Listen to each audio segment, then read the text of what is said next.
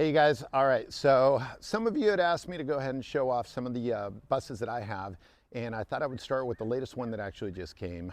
Some folks know that I'm into high roof buses, and since 2006, I've always been in search of really cool ones. And let me tell you, this one here, this one's definitely cool.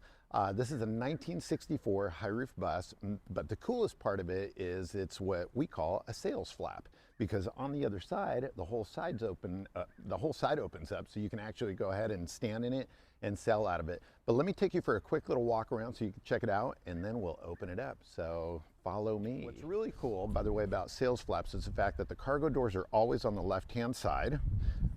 Although I wonder if it's a right-hand drive, if it would be opposite. What was kind of unique about this one that I found interesting was the fact that they put the antenna in the center, but it is one of these cool red tip antennas that a lot of people are like, hey man, that thing's really cool. So I figured, okay, let's leave it.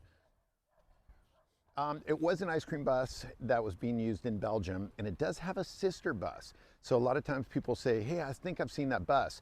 Now there were two buses. This one, the 64 sales flap, as you can see, this large opening over here that will open up in a little bit. And then the other one was a 67, which is actually kind of a one-off bus that was done in Belgium, and it has a fiberglass top. And I loved it. I thought it was really cool, but I could not afford to get both of them. And instead, a friend of mine actually went ahead and bought that one because I needed to have this one to go ahead and add to the collection. So let's check this thing out here. Oh, a little bit of trivia, by the way. A lot of people don't realize this, but the back hatches, even though it looks like your typical 63 and earlier back hatch, Highroof had this, smaller back hatch, at least the non-fiberglass top ones, because the 67 has the bigger door. But these hatches are actually unique to Highroof. A lot of people don't realize this, and they look at it and they go, oh, it's the same kind of hatch. It's actually not, because if you look at the profile of the bus, this door is actually a little bit straighter, so the radius isn't as extreme as it would be on a regular height bus, where it actually has a little bit more of a curve. So when you close this, if you were to put the other hatch on it, you would actually notice a thing kind of bowing and maybe going in a tiny little bit more. So kind of unique. But let's open it up and check it out, okay? So yeah, ice cream bus. This was pretty cool. The gentleman that I got it from, he was actually using it as his ice cream business, and went ahead and put shelving in there. So you've got stainless shelves. I'm assuming obviously to be up to code.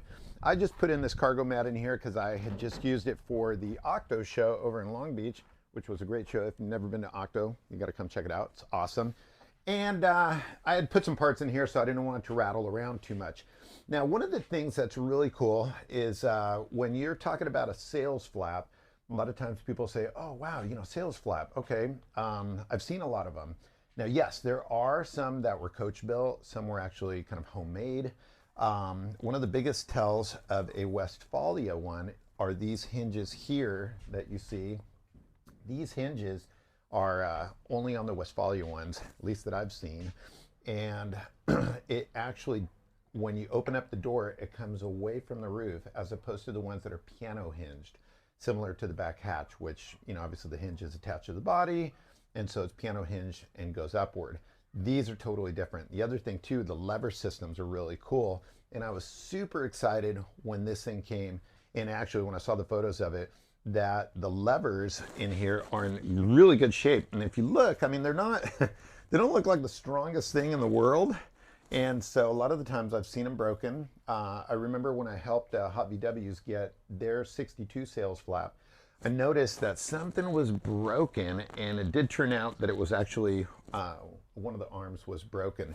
Now what's cool, and I always like seeing how some places will kind of reuse some other Volkswagen parts. And for example, these little levers here, which kind of lock the door down, these are turn signal switch knobs, which is neat. So these you pull up. Just pull these up and it releases the door. And then once it's released, as you can see, this thing opens, right? And then bring it up. I like to do it like this, just so I'm not putting a lot of pressure on the boom, just like that.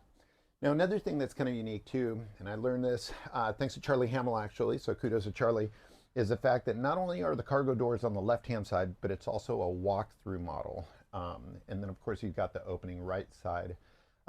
Super cool. I'm about 5'10", so I can actually stand up here and, not hit my head as much. So kind of cool and unique. Let's go over to this side. You'll see just how big it is. Look at this. What's really neat too is the fact that, you figure you've got somebody standing here. You could go ahead and add a little shelf so people come up, place their order. I was using this actually to hold parts and stuff. And but what was really nice, and I'm always kind of impressed when people actually put thought into things. But if you look up here, you'll notice that there is a rain gutter that's above the rain gutter. Still trying to figure out what this notch here was for. I think somebody added that. But this was so when it rained, the water would actually come off the door, and instead of streaming downward, it will actually get caught by the taller rain gutter and then come out and spill to the sides. So people can actually still go ahead and stand here and either be in the shade or be rain free. So there it is, you guys, the sales flap. Now, what's really cool about this, aside from the fact that, obviously it's a sales flap bus, is the fact that this thing actually had Westfalia camping interior in it. And I'll show you some pictures in a little bit of what that looked like. But if you come in here, you'll actually look, there's a couple of vents here, and I've got some original literature showing these open. And I'll go around and open it, stay right there. This bus was actually outfitted with camping interior.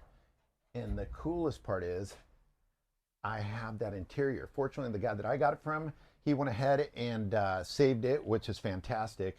And so the nice part is that I've got the cabinets, the closet, the bed, super cool stuff. So I'll have to show you guys that later on. It's all in pieces, so it's nothing really extravagant to show you, but it's pretty cool. So there you go, you guys. As far as the interior, let me open up the side door for you. Come on in and take a look. One of the neat things is the fact that this thing actually had the original upholstery in it. Not very common to see. One of the things that I always notice on buses from Europe, as opposed to here, is that the upholstery is always in really nice shape. Obviously, they don't get beat up by the sun like our cars do. They do get rust. Ours don't as much. And the inside, the dash was actually, it's as it is. Check this out. Radio actually works. So nice Blaupunk. They went ahead and added a clock there. That works as well. And it's been an incredible bus. When I got it, it was supposedly it was done about 20 or so years ago. And at the time, I think they did some repairs and they didn't have as many parts available as we do now as far as reproduction parts. So with the help of my buddy Josh, he went ahead and helped me redo the whole linkage for the shifter. So added new shift rods, bushings. So this thing is super, super, super tight. And then actually went ahead and added a disc brake system to it, just because it needed brakes. And I figure, well, rather than going with the single circuit, when you've got something this big and you load it up, you're better off going disc brakes. And the cool part is that you can't even tell that it has disc brakes from the outside. The kit that we use, it's actually made by AC Industries, and it's been great. And it's a zero offset, so like I said, you can't even tell. You really got to crawl underneath there and look for the rotors. So it's been nice. If you guys are interested in something like that, let me know. I can hook you up. But that's pretty much about it, you guys. Hopefully you enjoyed it. If you ever get a chance and you see this at a show, let me know. I'll be more than happy to go ahead and show it to you and go from there. So let's go to the next bus. All right. Thanks for watching, you guys.